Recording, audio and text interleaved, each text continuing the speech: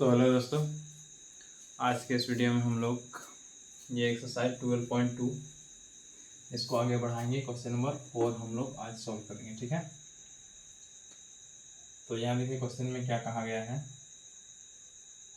Question में कहा गया है एक त्रिभुज और एक समांतर चतुर्भुज एक का ही आधार, समांतर चतुर्भुज का एक ही आधार और एक ही कोण, यहाँ का नहीं है, का एक ही आधार और क्षेत्रफल भी एक ही है, यानी कि आधार और इसका क्षेत्रफल एक ही है। यदि त्रिभुज की भुजाएं इस प्रकार है तो समांतर भुजा इतना है। समांतर चतुर्भुज 28 सेंटीमीटर के आधार पर स्थित है तो उसकी संगत ऊंचाई ज्ञात कीजिए। मतलब ये आपका एक समांतर चतुर्भुज है, ठीक है। ऐसा समांतर चतुर्भुज इस प्रकार भी हो सकता है आयत के जैसा, या फिर थोड़ा इधर हो सकता है, इस प्रकार भी हो सकता है। उसके बाद कहा गया है इसी पर है एक ठो त्रिभुज, और त्रिभुज इस प्रकार है, कुछ इसी पर बना है ऐसा। इसको हम लोग मान लेते हैं 30, इसको 26, इसको 28। ये जो कह रहा है ये एक ही आधार पर बना है, तो ये है, यानी कि त्रिभुज का ये 28 और ये जो समांतर चतुर्भुज का 28 सेंटीमीटर ये है, ठीक है। तो हमें कह रहा है कि उसकी संगत ऊंचाई ज्ञात कीजिए। क्या निकालना है? उसकी ऊंचाई, ठीक है। तो हम लोग सबसे पहले क्या करेंगे, सबसे पहले इस त्रिभुज का क्षेत्रफल निकालेंगे, ठीक है। उसके बाद हमें कहा गया आधार और क्षेत्रफल दोनों इक्वल है, यानी कि इसका क्षेत्रफल निकालने के बाद हम लोग जान जाएंगे कि इसका क्षेत्रफल भी उतना ही है जितना इसका है, ठीक है। उसके बाद हम लोग क्या करेंगे, ये जो है ये समांतर चतुर्भुज है, तो इसका क्षेत्रफल क्या होता है? लंबाई गुना चौड़ाई। अच्छा, इसमें हम लोग देखेंगे तो लंबाई गुना चौड़ाई, तो हमें ऊंचाई कहा गया है, ठीक है, संगत ऊंचाई। तो ऊंचाई क्या करेंगे हम लोग, यहाँ देखिए, इसको हम लोग इस प्रकार यहाँ मिला देंगे और इसको हम लोग इस प्रकार मिला देंगे, और यदि इसको यहाँ लाएंगे, इसको यहाँ काट करके यहाँ लाएंगे तो ये इस प्रकार फिट हो जाएगा और यहाँ से ये हट जाएगा, ठीक है।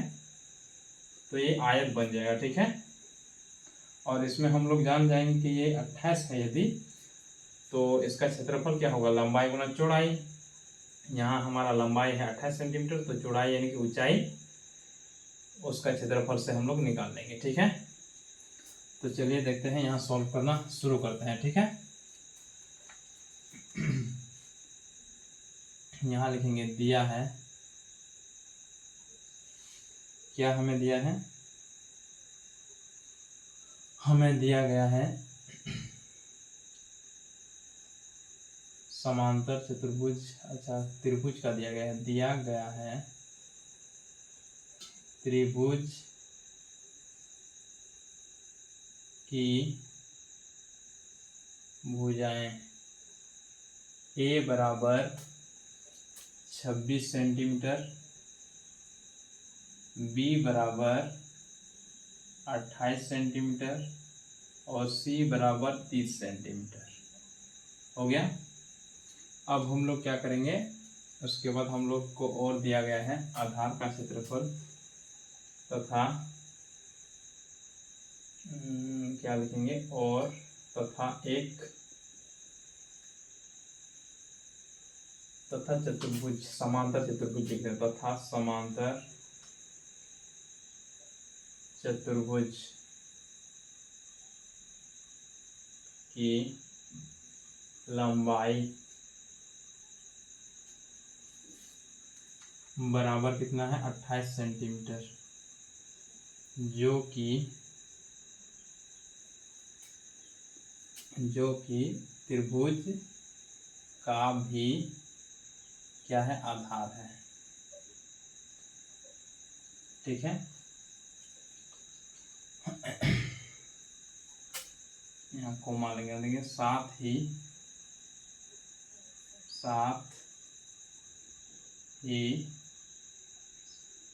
इनके क्षेत्रफल भी बराबर है, साथ ही इनके क्षेत्रफल भी बराबर हैं। ठीक है, जो हमें कहा गया था, दिया गया था, वो लिख दिए। अब हम लोग सॉल्व करेंगे ये वाला त्रिभुज का क्षेत्रफल। अब त्रिभुज की क्षेत्रफल, त्रिभुज का क्षेत्रफल क्या होता है? अच्छा, हम लोग इसके पहले इसका अर्ध परिमाप सब निकालना पड़ता है। ठीक है, क्योंकि हम लोग इसे सॉल्व करेंगे हीरोन का सूत्र से। ठीक है, तो लिखेंगे त्रिभुज का परिमाप बराबर क्या होगा? 26 + 28 + 30, 6 8 14, 14 5 5 और 3 8, 84 सेंटीमीटर। ये हो जाएगा, ये हो गया हमारे पास 84 सेंटीमीटर। इसलिए त्रिभुज का अर्ध परिमाप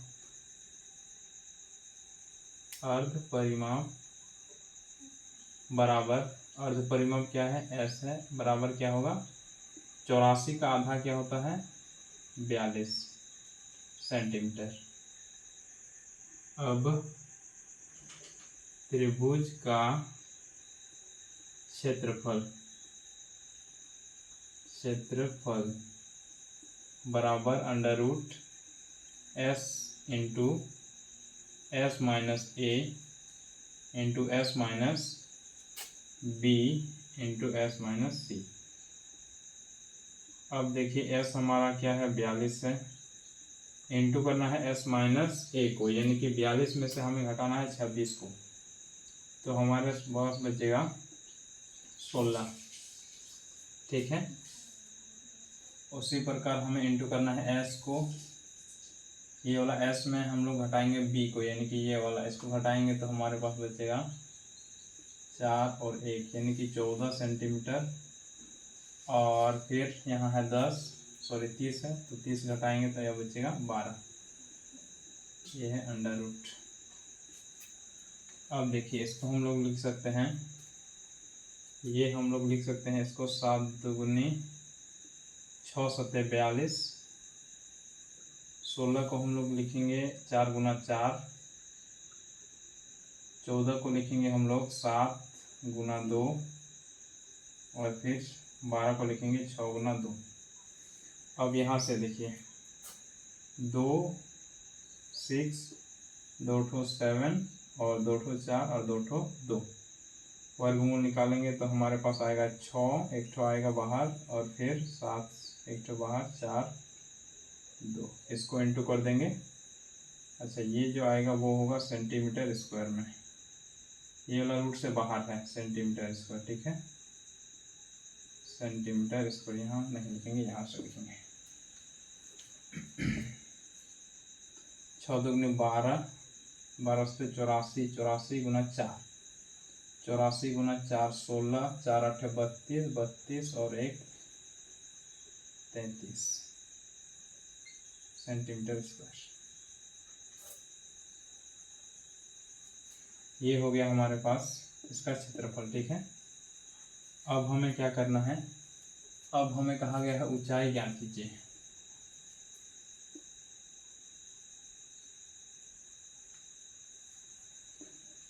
तो यहाँ हम लोग लिखेंगे चूंकि, क्या लिखेंगे? चूंकि समांतर चतुर्भुज का क्षेत्रफल, समांतर चतुर्भुज का क्षेत्रफल बराबर क्या होता है? लंबाई गुना चौड़ाई, लंबाई गुना चौड़ाई, लंबाई गुना चौड़ाई। हम लोग को पता है समांतर चतुर्भुज का क्षेत्रफल त्रिभुज के क्षेत्रफल के बराबर है, तो इसलिए हम लोग यहाँ लिख देंगे 360 36 सेंटीमीटर स्क्वायर बराबर लंबाई गुना चौड़ाई। हम लोग को ये भी पता है कि लंबाई क्या है 28 सेंटीमीटर। तो यहाँ लिख देंगे 28 सेंटीमीटर इंटू चौड़ाई हमें निकालना है। अच्छा, चौड़ाई जो है वही ऊंचाई है, ठीक है। जैसे कि त्रिभुज चतुर्भुज इस प्रकार था, तो ये लंबाई आपका आ गया, तो ऊंचाई यही हुआ, इसको भी चौड़ाई हम लोग कहते हैं, ठीक है। तो यहाँ हमें कहा गया है ऊंचाई, तो ऊंचाई का मतलब वही होता है चौड़ाई, ठीक है। चौड़ाई, तो अब हमें चौड़ाई निकालना है। चौड़ाई निकालना है तो हम लोग को क्या करना होगा, चौड़ाई इक्वल टू क्या होगा, ये इंटू में है तो यहाँ आएगा डिवाइड में, यानी कि 336/28 सेंटीमीटर। सेंटीमीटर और सेंटीमीटर स्क्वायर को डिवाइड करेंगे तो सेंटीमीटर आएगा।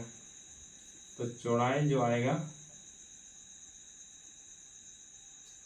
कितना होगा, चौड़ाई डिवाइड करेंगे तो हमारे पास आएगा ये 12 बार में, ठीक है, 12 सेंटीमीटर। इसलिए क्या है, समांतर चतुर्भुज का ऊंचाई, समांतर चतुर्भुज का ऊंचाई बराबर 12 सेंटीमीटर,